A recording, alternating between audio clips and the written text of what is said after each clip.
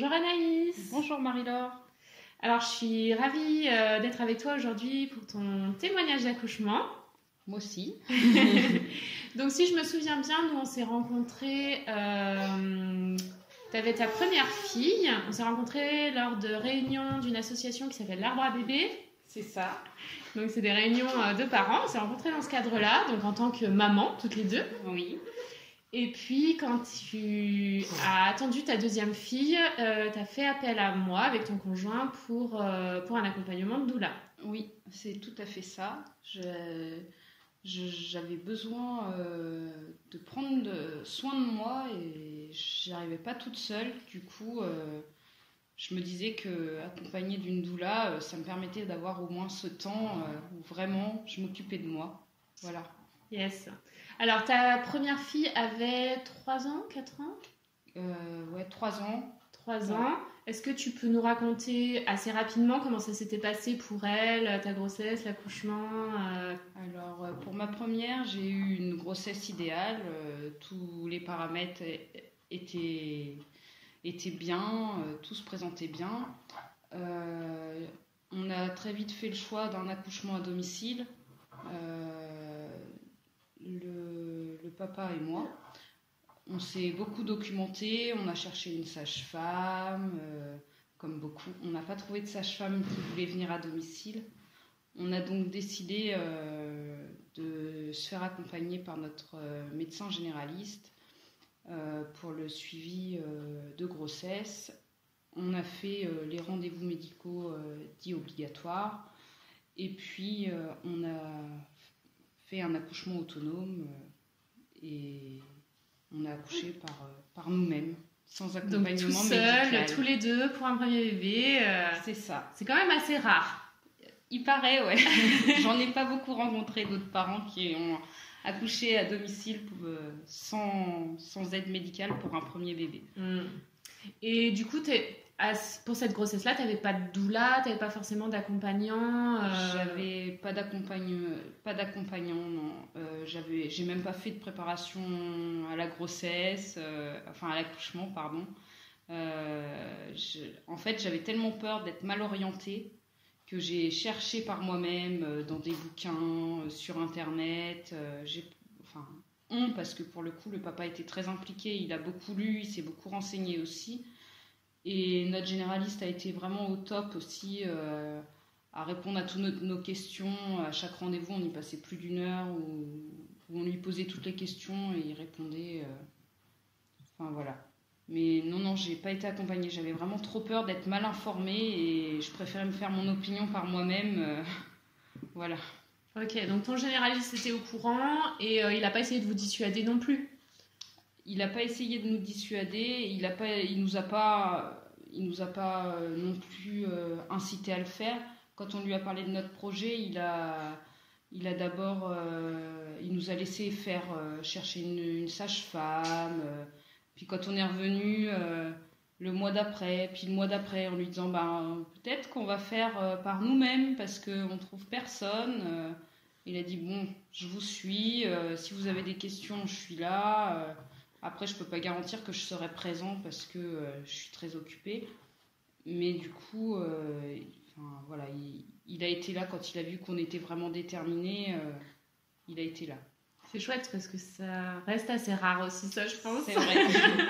Beaucoup de choses rares dans cet accouchement. Et donc, l'accouchement s'est bien déroulé. Vous avez eu besoin de l'appeler ? Alors, l'accouchement s'est hyper bien passé. Je l'ai appelé parce que j'ai fissuré ma poche 2 jours avant. Et du coup, je l'ai appelé pour lui dire j'ai fissuré ma poche, qu'est-ce qu'il faut que je fasse ? Et il m'a dit tu prends ta température. Si tu dépasses 37,8, tu prends pas de risque, tu vas à l'hôpital parce que ça veut dire qu'il y a un risque d'infection. Si t'as pas de température, t'attends, tu vas bientôt accoucher. Par contre, je suis en vacances, donc c'est sûr que je ne serai pas là. Donc du coup, il s'est passé 2 jours. J'ai essayé de marcher pour que le travail démarre, mais c'était pas encore le moment. Et puis le dimanche, on a été à une brocante. Et puis là, j'ai commencé d'avoir des contractions qui piquaient un peu. Et au moment d'arriver à la voiture, j'ai la poche des os qui a lâché. Donc on est rentré à la maison. Et puis on a laissé le travail s'installer doucement et puis voilà. Tu veux plus de détails? Tu as envie de raconter est-ce que ça a duré longtemps?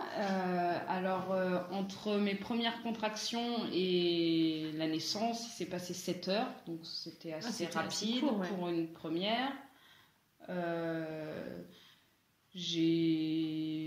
Pour la petite anecdote, j'ai une copine qui est passée quand j'étais en plein travail pour m'amener de l'huile de rose musquée et de la tisane de framboisier, de feuilles de framboisier. Donc on a bu une tisane ensemble, elle est repartie. Enfin, j'ai vraiment eu un accouchement de rêve. Il n'y a pas beaucoup de gens qui peuvent dire qu'ils ont eu le temps de prendre une tisane en plein travail sur leur ballon, dans leur salon. Enfin voilà. Et puis il y avait mon chien qui était présent aussi, de la musique. Et puis l'accouchement en lui-même, j'ai eu mal, hein, comme beaucoup. La phase de poussée a duré très longtemps. Elle a duré 1h20. Donc je pense que j'aurais été à l'hôpital, on aurait été chercher mon bébé beaucoup plus tôt. Mais tout s'est bien passé, quoi. Et il était 11h20 quand ma fille est née. Et on a appelé le médecin dans la foulée pour lui dire que l'accouchement était fait et qu'on attendait que le placenta sorte. Et au moment où on disait ça, le placenta est sorti tout seul. J'ai même pas eu besoin de pousser, rien du tout. Donc vraiment nickel, quoi. C'est vrai que des fois, rien que d'y penser et de se reconnecter à ça, ça fait avancer les choses. Et est-ce que tu as eu peur à un moment donné pendant cet accouchement, par exemple? Il y a un moment donné où j'ai eu peur quand dans la journée je suis tombée sur un article qui disait qu'en général au bout de 30 minutes de poussée à l'hôpital commençait de stresser un peu les mamans pour leur dire là faut y aller. Et quand 30 minutes est passé, 45 minutes, 50, 55, et là je me disais mais je vais jamais y arriver, elle va jamais sortir.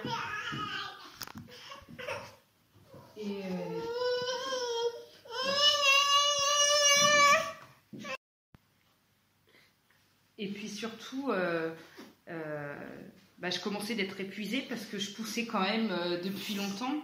Et je me disais, mais je vais jamais avoir la force de finir. Et le papa était très présent, très rassurant. Enfin, c'est vraiment un travail d'équipe qui s'est passé pour ce premier accouchement. Il m'a beaucoup massé, il a été hyper à l'écoute, hyper présent et une bonne présence. Et quand moi j'ai eu cette phase où je me disais mais je suis épuisée, je vais jamais y arriver, et il me disait mais si, t'en es capable, allez vas-y, concentre-toi, recentre-toi, et puis du coup ça s'est fait assez facilement finalement. La phase de désespérance est passée et le bébé est arrivé, quoi. Ok, super. C'est beau de voir du coup un accouchement en couple.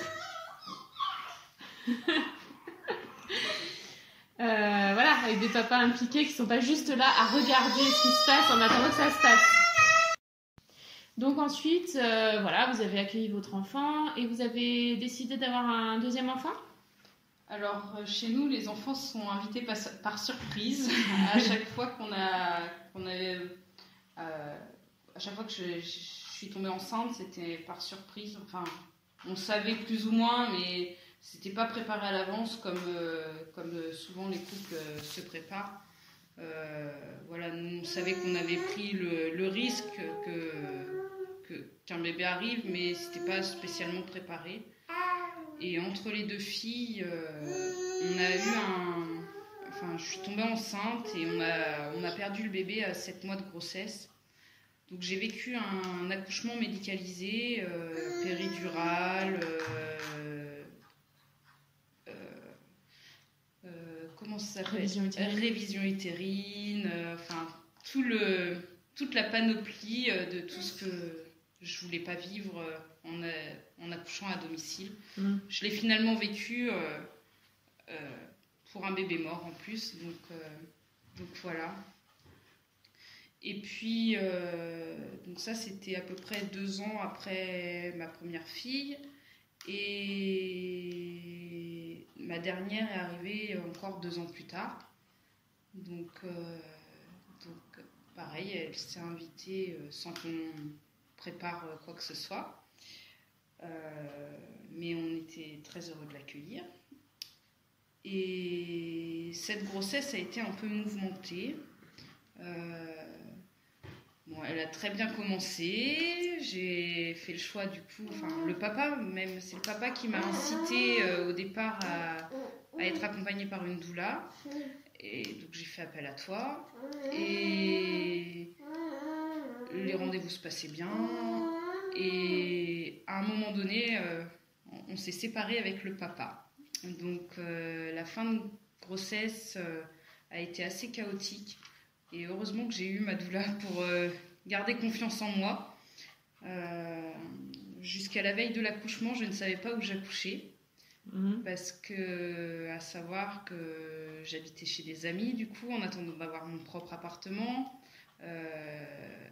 Le papa ne souhaitait plus l'accouchement à domicile. Il avait trop peur des conséquences, comme on avait déjà perdu un enfant. Et du coup, moi, je me sentais pas du tout prête à accoucher à l'hôpital. C'était vraiment hyper difficile pour moi de le concevoir. Mais bon, je voyais pas trop d'autres solutions. Du coup, on a fait tout un travail avec toi pour accepter cette situation. Et au dernier moment, le jour J, en fait, j'étais chez le papa quand le travail a commencé. Et du coup, je suis restée chez lui et j'ai accouché chez lui. Oui, je me souviens, vous aviez préparé donc un accouchement non assisté pendant toute la grossesse. Et du coup, sur la fin de grossesse, ce projet-là a été remis en question puisque tu te retrouvais toute seule. Oui. Que moi, je ne pouvais pas être présente s'il n'y avait pas de professionnels de santé et qu'il n'y en avait pas de disponible. On ne savait pas trop jusqu'au dernier moment. Voilà. Alors, mon médecin était disponible la seule nuit où j'ai accouché, en fait, au mois de juillet. Sauf que son téléphone est tombé en panne cette nuit-là. Donc, j'ai essayé de le joindre entre mes contractions. Je l'ai appelé toutes les 2 minutes. Je l'ai harcelé, sauf que j'ai jamais réussi à le joindre. Et puis, parce que le papa des filles était d'accord que j'accouche à domicile s'il y avait un professionnel de santé. Mais du coup, moi, j'ai appelé vraiment le médecin, j'ai vraiment joué mon rôle. Et puis, jusqu'à ce que je me mette à pousser. Et là, j'ai eu besoin de me mettre dans ma bulle, quoi. Et du coup, cet accouchement-là, il a été long, rapide ? Il a été hyper rapide. J'ai eu ma première contraction à 2h du matin et j'ai accouché à 5h à peu près. Donc il a duré 3 heures. Et j'ai géré mes contractions jusqu'au bout. En fait, pour la petite histoire, je t'avais demandé quelques jours avant à quel moment on part à la maternité. Parce que moi, je n'avais aucune idée de quand est-ce qu'on partait à la maternité. Et tu m'avais dit... c'est simple, quand les contractions sont trop douloureuses et qu'elles t'empêchent de faire ce que tu es en train de faire, si tu fais la vaisselle par exemple et que tu peux plus faire la vaisselle, c'est le moment de partir. Et je pense que mon cerveau a intégré, et du coup, moi, mes contractions ne m'empêchaient absolument pas d'écrire, de téléphoner à mon médecin entre chaque contraction. Du coup, j'étais toujours, pour moi, j'étais pas prête à partir, quoi. J'allais pas accoucher. Et il y a juste eu un moment où j'ai senti qu'il fallait que je me mette dans ma bulle. Et donc là, je l'ai dit par message, j'ai dit là, j'ai vraiment besoin de me mettre dans ma bulle. Et j'ai été aux toilettes. Et là, en fait, j'ai senti qu'il fallait que je pousse. J'ai dit, ah non, mais c'est pas dans ma bulle qu'il faut que je me mette, je vais accoucher. Donc je suis ressortie au salon, j'ai dit au papa des filles, j'ai besoin que tu me fasses couler un bain, parce que je me sentais pas très à l'aise. J'avais besoin d'être seule à ce moment-là. Et donc il est parti me faire couler un bain. Et là, j'ai poussé, j'ai pris toutes les positions possibles. Autant pour mon premier accouchement, je me suis mis à 4 pattes et couché. Autant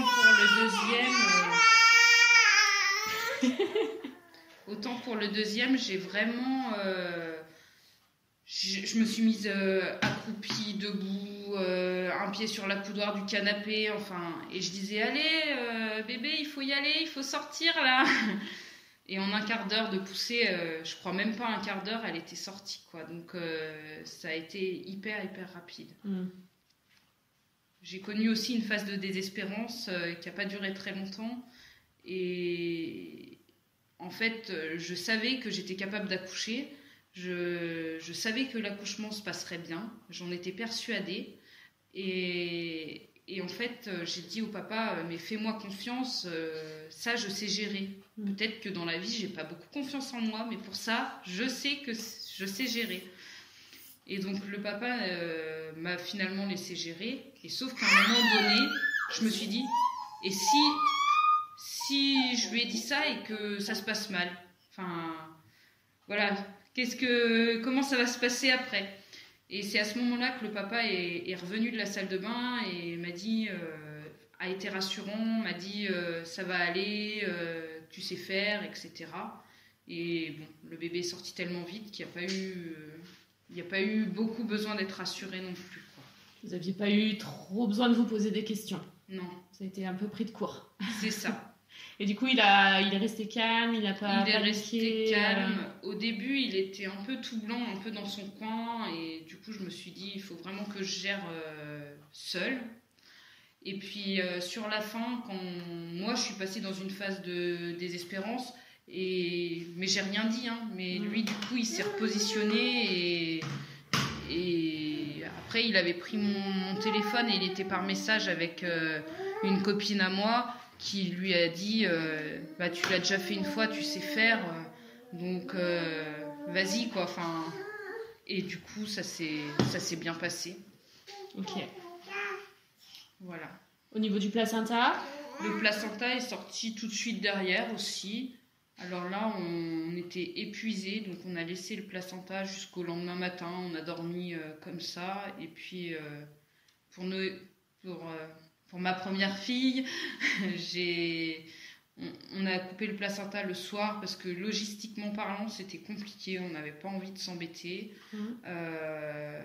J'ai pu prendre une douche le jour même, enfin, peut-être 1 heure ou 2 après avoir accouché pour ma première fille. Là, j'étais épuisée, je me suis juste endormie dans le canapé avec mon bébé sur moi, le placenta au milieu du canapé, je sais pas où. Enfin, et on a dit on gérera demain, sachant que notre première fille dormait à l'étage et qu'elle nous réveillerait tôt le lendemain matin. Donc, on a géré tout ça le lendemain matin. Enfin, c'est le papa qui a géré. Okay. Et puis voilà. Tout s'est bien passé après, les suites de couches, pas de soucis particuliers? Non, j'ai pas eu ni pour l'une ni pour l'autre, j'ai pas eu de déchirure, j'ai rien eu j'ai eu aucun soin à faire. Les bébés, les 2 bébés allaient bien, ont pu démarrer un bon allaitement, voilà. Yes. Et maintenant, quand tu repenses à tes accouchements, comment tu te sens? Je suis heureuse de l'avoir fait. Je suis fière de moi. Si c'était à refaire, je referais la même chose. Si j'ai d'autres enfants, j'accoucherai encore à la maison.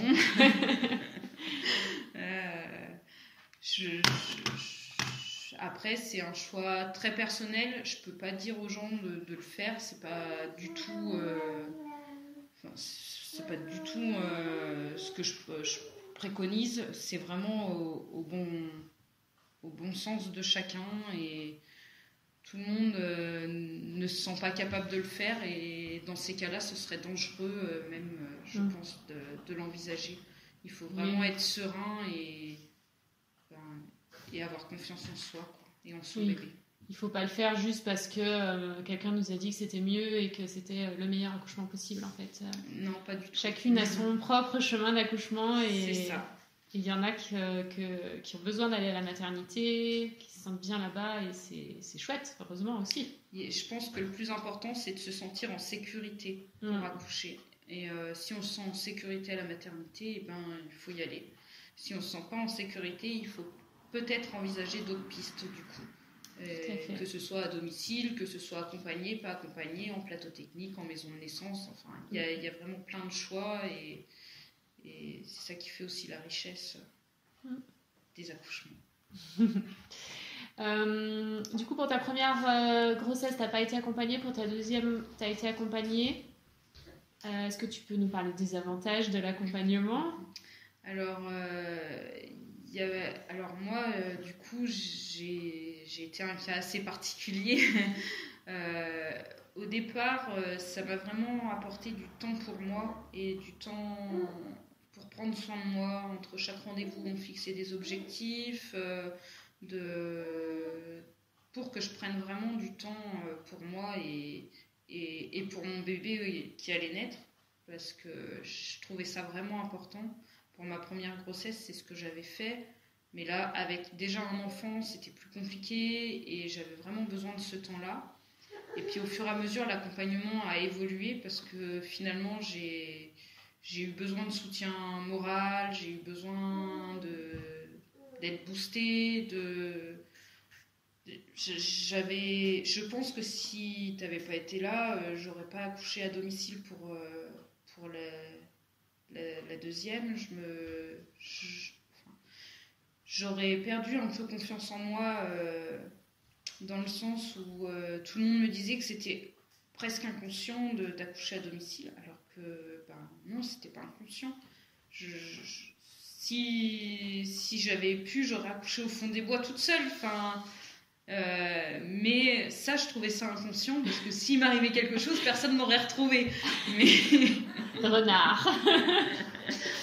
Mais du coup, le fait que ce soit préparé, que je l'ai déjà vécu, je trouvais pas ça inconscient. Et puis, il y a toujours la solution d'appeler les pompiers si quelque chose se passe aussi. Donc voilà, l'accompagnement avec toi m'a vraiment sécurisée. M'a permis d'accepter aussi l'idée que je risquais d'accoucher à l'hôpital. Parce que malgré tout, jusqu'au jour J, je pensais accoucher à l'hôpital. Ça m'a sécurisée aussi parce que c'était toi qui aurais été présente à l'hôpital. Et je crois qu'on s'est vu l'avant-veille que j'accouche et tu m'as posé plein de questions sur à l'hôpital, s'ils te demandent ça, qu'est-ce que tu veux. Bon, tu savais déjà à peu près ce que je voulais, mais histoire qu'on soit sûr. Et moi, le fait de savoir que tu serais présente à l'hôpital, ça me rassurait. Je savais qu'on ne ferait pas n'importe quoi de moi ou que j'accepterais pas n'importe quoi parce que tu étais là en tant que professionnelle et du coup, tu avais un autre poids que seulement le papa, tu n'avais pas l'émotionnel qui était en jeu. Il y avait plein de choses qui me rassuraient quand même. Bon, du coup, j'ai pas pu bénéficier de tes services le jour J, mais voilà. C'est pas grave, c'est que ça devait se passer comme ça et c'est très bien aussi.